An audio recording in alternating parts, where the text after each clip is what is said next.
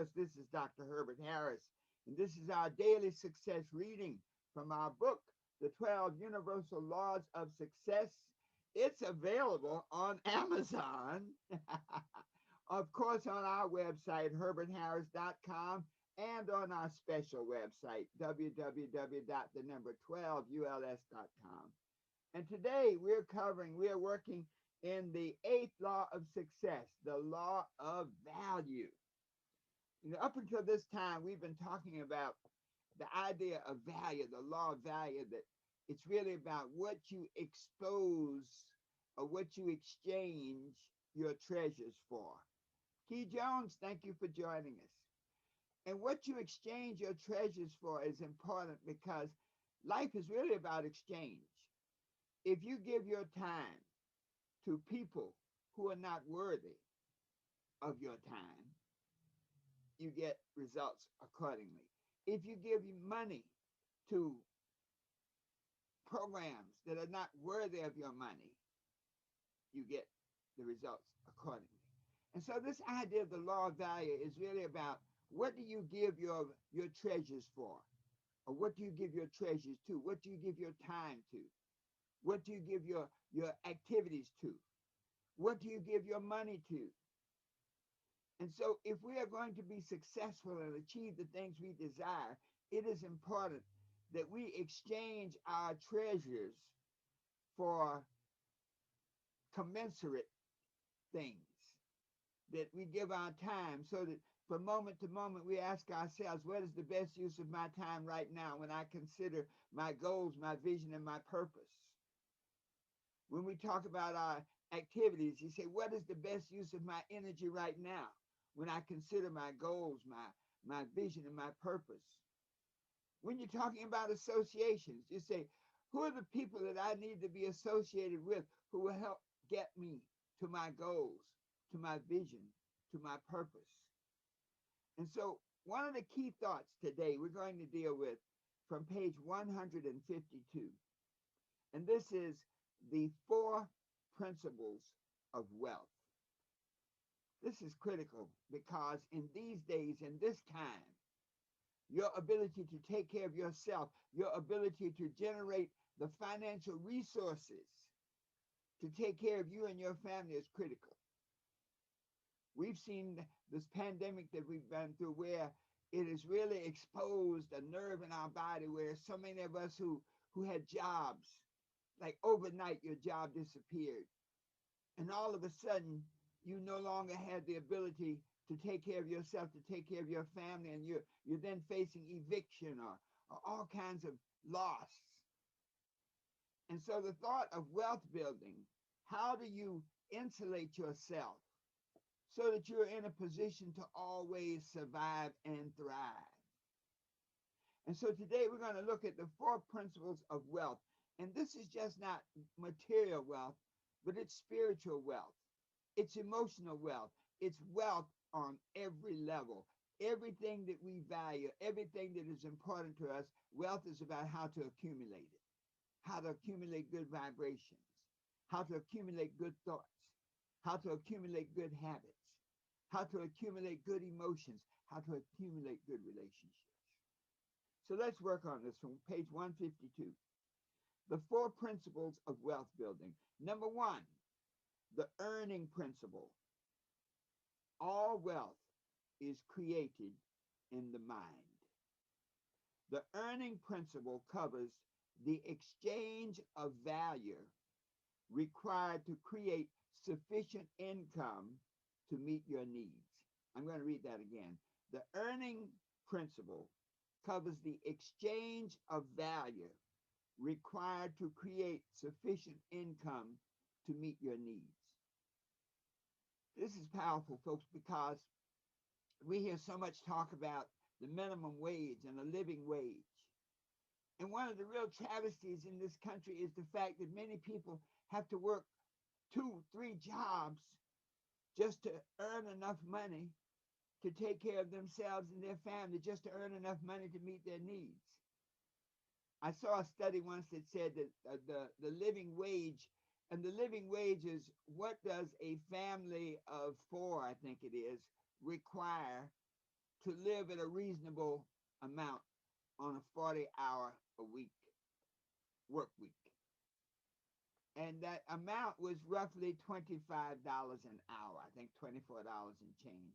So you're really saying that a person needs to earn $1,000 a week to take care of a family of four at just the basic level. That's $52,000 a year. There are a lot of people. There's a large percentage of our population that doesn't make $52,000 a year. And so what do they have to do? They have to work two jobs. And so if you're making $8.50 an hour, think about this. In order to live a reasonable life, you need to have 3 40-hour week jobs. And let me tell you something. That's why you have two working people in the family. So sometimes it means maybe one parent has to have one job and the other have two. This is critical because this idea of creating wealth is a mindset that once you understand it, you can make those changes to give you that independence from somebody else's dream. You see, as long as you're working on a job, and I'm not knocking a job is a good thing because it helps you survive. But as long as you're working on a job under the earning principle, you're only going to get paid as much as you are of value to your employer. And believe me, they're never going to pay you 1 minute more, and they only pay you enough to keep you from quitting. So the earning principle is, how do you exchange the hours, your most precious gift from the Creator, for the wherewithal, for the material things necessary to meet your needs? Number 2, the spending principle. The spending principle covers the manner in which you spend, circulate, or dispose of your money. The spending principle, I'm going to read that again, covers the manner in which you spend, circulate, or otherwise dispose of your money. I don't even like the term dispose. You see, money is a seed. You know, the whole principle of this nation is based on investments.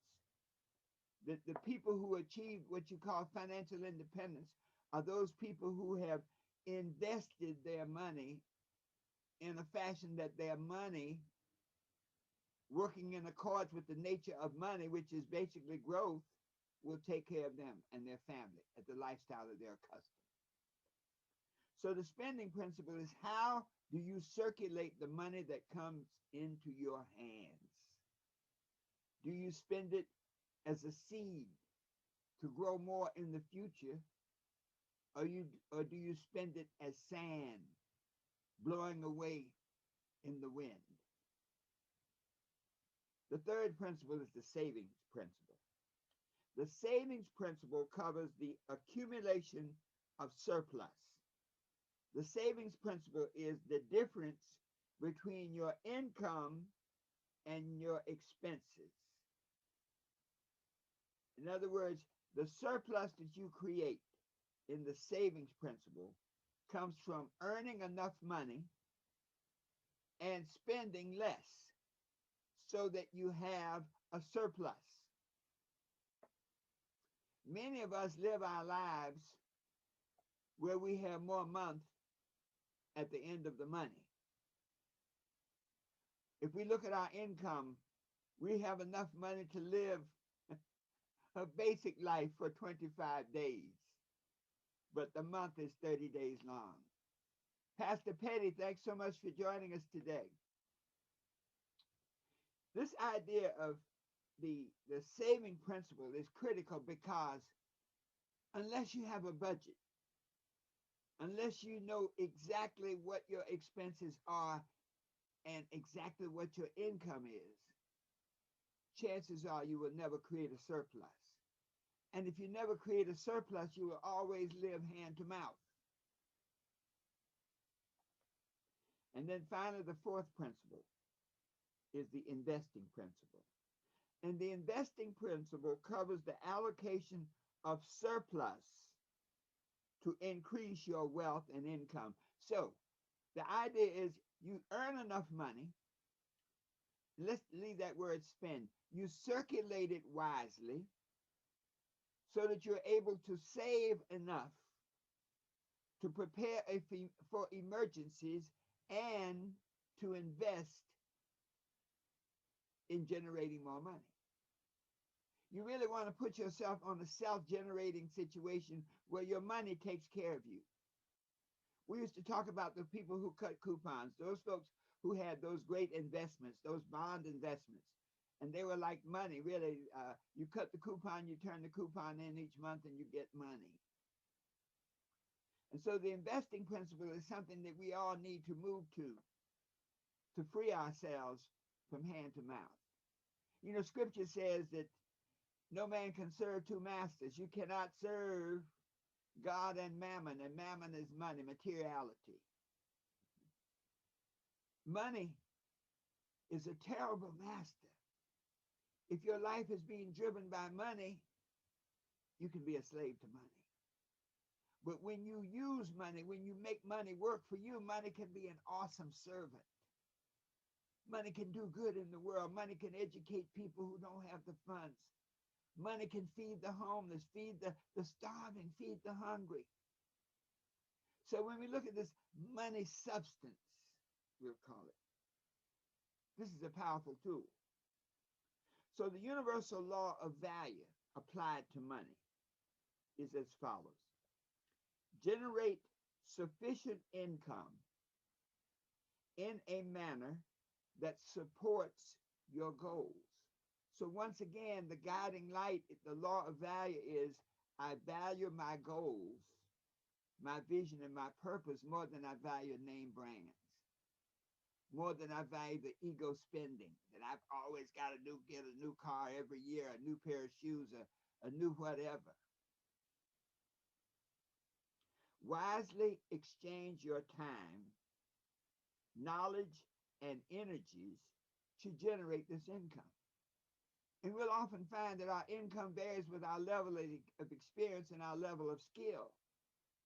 And so if we want to increase our potential for wealth and for creating that freedom from the salary, from the day hand to mouth living, then we need to exchange our one God-given gift, that time gift, in such a manner that the income we generate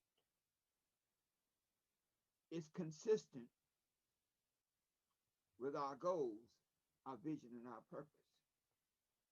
Circulate this income in a manner consistent with your goals, which empowers you and others. You see, when you circulate money, not just spend it, when you spend it, it's gone. But when you circulate it, Reverend Ike used to say, bring me money substance in a never-ending cycle of increase and enjoyment. So money can be looked at as like a water, like a well that you can access through priming the pump, through your efforts, through your knowledge, through your skill, to connect you to independent abundance. Purpose University, welcome, my good friend. Good Dr. Drakeford, an incredible program, folks. Check it out, Purpose University. All right, Mr. Chung, thank you for joining us. And my, of course, Cree Jones. Thank you, thank you. And so this idea of circulating your money in a manner that is consistent with your goals empowers you, because it brings you a step closer to your goals, your vision, and your purpose. And it also empowers others, because you'll find that when you circulate money, you put it in places where it will be appreciated, where it will bring return. Pay yourself first as a means to create a surplus, your savings. I'm going to say that again. Pay yourself first as a means to create a surplus, your savings. One of my sons once said, Dad, he says, I hear what you're saying. He says, but I don't make enough money to save. And I say to each and every one of you, the less you make, the more you need to save. If you're making $100 a week and you need 200 to live on, if you don't save a portion of that, we say at least 10%. If you don't set aside $10, then there will never be a day that you will ever balance out. So we have to be able to save no matter what we have. It's a mindset. So when you pay yourself first, you allocate that first amount to savings. You know, in the church, we talk about tithing. And tithing is like priming the spiritual pump. And so when you save, when you that 10%, that $10 out of 100, you're seeing that in your mind as a seed, as a seed corn to grow your future. You're seeing that as the cup to prime the pump. And so this is critical. You must save a portion of what you earn no matter what, because otherwise you'll stay in the quicksand of debt and lack and limitation.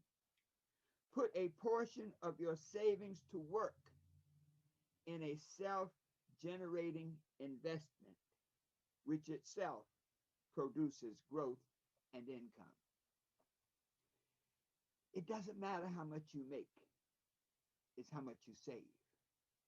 Purpose University, circulate local dollars, prime the pump by saving. Thank you, thank you. You are so right, doctor. You know, there was a situation where I think the lady's name was Miss McCarty. And this was a lady that died, I guess she was in her late 80s when she passed, but she left a scholarship. She left over $150 scholarship for girls to go to college who did not have money. And you say, well, man, you know, I work on a job, I make $100,000 a year. I can't leave $150,000 legacy contribution. How much did she make, Miss McCarty? She was a washerwoman, and the young folks may not know what that is, but in the old days, you had people who came and they'd pick up your clothes and they'd wash them for you, and they'd hang them out on the line, and they would dry them, and they would iron them and bring them back ready for use again. A washerwoman. Never made more than a couple $100 a month. I'm sorry, a couple $100 a week, if that much. Never had any education. I think she went to the 3rd or the 4th grade. But yet, she was able to accumulate hundreds of thousands of dollars, enough that she could give $150,000 away and still have enough to live on for the rest of her life. So what was it that she did? She understood the power of saving, that it's not how much you make, it's how much you save. And then it's not just how much you save, it's how much you invest. Because when you use money as a seed to create the life that you desire, and not as a soul seed, but it's one of the seeds. One of the laws of life is we have to master the riddle of survival. We have to master our ability to take care of ourselves. And investment is a key to do it. The simple statement of the law of wealth says, earn as much as you can, spend less than you earn, save a portion of what you do not spend, invest a portion of what you save to help you generate more. The money question is this: what is the best use of my money right now when I consider my goals, my vision, and my purpose? And that should always be the determining factor. That should always be the way that you decide how to circulate your money. Thank you, Kenya, for joining us this morning. My pleasure. Kenya is one of my good friends. He's mastered the circulation of money, done a good job. I salute you, my friend. Keep up the good work. So the money question is critical. What is the best use of my money right now when I consider my goals, my vision, and my purpose? And then act accordingly. I had a driver, Russell Hempfield, for many years. And Russell was a driver. I didn't need a bodyguard, but Russell was the kind of person you knew when you met him, you know, don't mess with him. Okay. And Russell said, he said, when your upkeep, in other words, when what you spend, when your upkeep exceeds your income, your upkeep becomes your downfall. Russell Hemphill. When your upkeep exceeds your income, your upkeep becomes your downfall. Whew. Thanks so much for joining us today. This was an important lesson, folks, because I think so many people struggle with money, with creating wealth, with creating financial independence. And this book, our book, The 12 Universal Laws of Success, and thank you for the plug, Kenya. You've used this book and a magnificent representation of how to use the laws of success, the laws of money, to create a beautiful life for yourselves. It's, of course, available on Amazon, and get it on Amazon. That's a good place to get it. Be sure to get the Super Achiever Edition. You can get it through our website, herbertharris.com, or you can get it at our special website, www.12, the number 12 ULS. But whatever you do, get it. Folks, this has been my pleasure. Thank you so much for joining us each and every morning at 8 a.m. Eastern.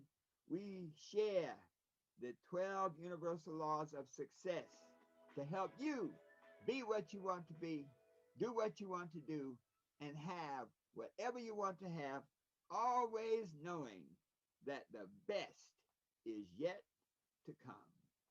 And so it is.